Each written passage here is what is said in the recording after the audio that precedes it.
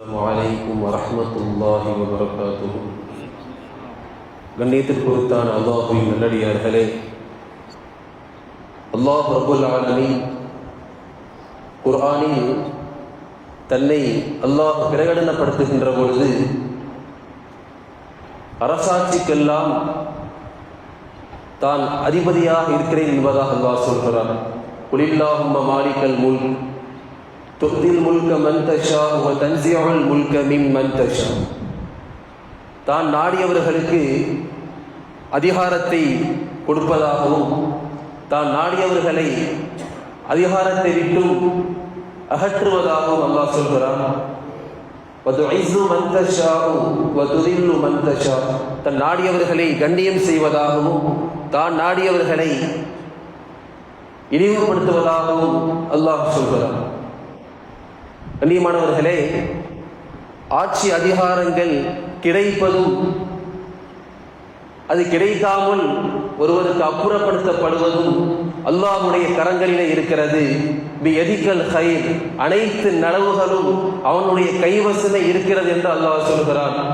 இந்த அருமையான நேரங்களிலே அல்லாஹ்விடத்திலே அதிகமாக நாம் கையேந்த வேண்டும்.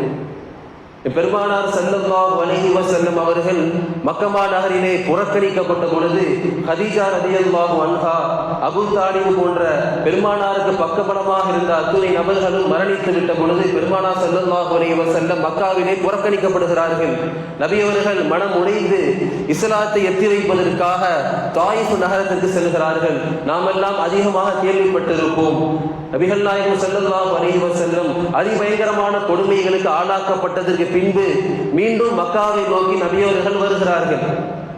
மக்காவின் எல்லைக்கு வந்ததற்கு பின்பு பெருமானாருக்கு தோன்றுகிறது, எண்ணம் தோன்றுகிறது, மக்கத்தில் உண்டான குறைஷிகள் முழுவதுமாக நம்மை புறக்கணித்து விட்டார்கள், நம்மை அவர்கள் சமூக புறக்கணிப்பு செய்து விட்டார்கள் என்று பெருமானார் எண்ணிவிட்டு ஒரு நபரை மக்காவில் செல்வாக்கு மிக்க சில மனிதர்களிடத்தில் நபி அவர்கள் அனுப்பி வைக்கிறார்கள்.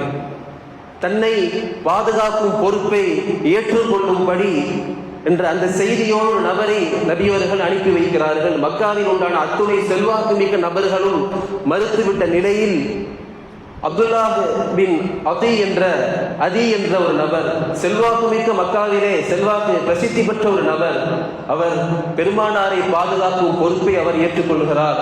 அவர் இஸ்லாத்தை ஏற்றுக்கொள்ளவில்லை. அவர் நபியவர்களிடத்திலே உங்களுக்கான பாதுகாப்பையும் நீங்கள் இஸ்லாத்தை எத்தி வைப்பதற்கான ஏகத்துவ பிரச்சாரத்திற்கான பாதுகாப்பையும் நான் பொறுப்பேற்றுக் கொள்கிறேன் என்று அவர் சொல்கிறார். நபிகள் நாயகம் ஸல்லல்லாஹு அலைஹி வஸல்லம் அன்று இரவு அவருடைய வீட்டில் நபியவர்கள் தங்கினார்கள். அதிகாலை பொழுது விடுகிறது. அப்துல்லாஹ் இப்னு அதி என்ற அந்த நபர், அவரும் அவர்களுடைய ஆண் மக்களும் உறுதிய வாளோடு பெருமானார் ஸல்லல்லாஹு அலைஹி வஸல்லம் அவர்களையும் அழைத்து கொண்டு காபாவிற்கு அருகில் வருகிறார்கள்.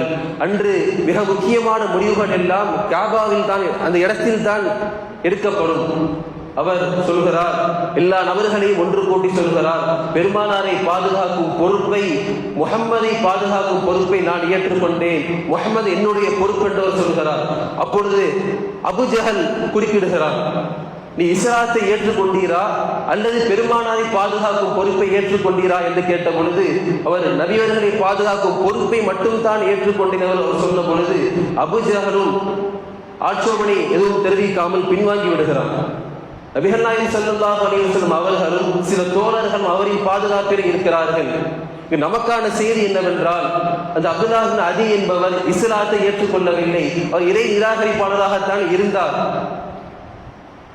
சிறுபான்மைகளாக இருக்கக்கூடிய முஸ்லிம்கள் அரசியல் பிரச்சனைக்கான ஒரு தீர்வாக இந்த வரலாற்று நிகழ்வு என்பது இருக்கிறது. நபியவர்கள் பத்ர் யுத்தத்திலே கைதிகள் பிடிப்பட்ட பொழுது சொன்னார்கள், அந்த அப்துல்லாஹ் இப்னு அதி உயிரோடு இருந்திருந்தால், அவர் சிபாரிசு செய்திருந்தால் இந்த மக்கத்து குஃபாரான அந்த கைதிகளை நான் விடுவித்திருப்பேன் என்று நபியவர்கள் சொன்னார்கள் என்றால் எந்த அளவிற்கு நபியவர்கள் அவரின் மேல் மதிப்பு வைத்திருப்பார்கள். தேச மக்களின் பிரச்சனைகள் என்று வருகின்ற பொழுது பெருமானார் ஸல்லல்லாஹு அலைஹி வஸல்லம் ஒரு இறை நிராகரிப்பாளரின் பாதுகாப்பை நபியவர்கள் ஏற்றிருக்கிறார்கள் என்று நமக்கு தெரிகிறது. இதிலிருந்து தேர்தல் அரசியலில் முஸ்லிம்கள் பங்கு கொள்ளலாம், வாக்குரிமை செலுத்துவதற்கு இந்த நிகழ்வு ஒரு வட்ட வெளிச்சமான ஆதாரமாக இருக்கிறது. அல்லாஹ் நல்லடியார்களே, ரோம் வெற்றி கொண்டப்பட்டதற்கு முஸ்லிம்கள் சந்தோஷம் அடைந்தார்கள் என்று குர்ஆனிலே அல்லாஹ் பதிவு செய்கிறான். ரோமர்கள் முஸ்லிம்கள் அல்ல, அவர்கள் இஸ்லாத்தை ஏற்றுக்கொண்டவர்கள் அல்ல, அவர்கள் அகல கிதாபுகள், கிறிஸ்துவர்கள். அவர்கள் வெற்றிக்கு முஸ்லிம்கள் மகிழ்ச்சி அடைந்தார்கள் என்று இறைவன் குர்ஆனிலே ஒரு நீண்ட ஒரு சூறாவை இறக்கி பேசுகிறான்.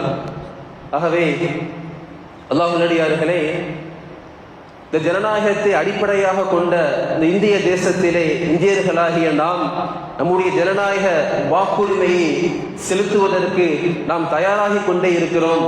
அல்லாஹ் ரப்புல் ஆலமீன் நம்முடைய வாக்கு வங்கிகளை இஸ்லாமிய சமூகத்தின், சிறுபான்மை சமூகத்தின் எழுச்சிக்கு உரமாக அல்லாஹ் மாற்றுவானாக. ஆமீன். வாஹிர் தஅவானா அல்ஹம்துலில்லாஹி ரப்பில் ஆலமீன்.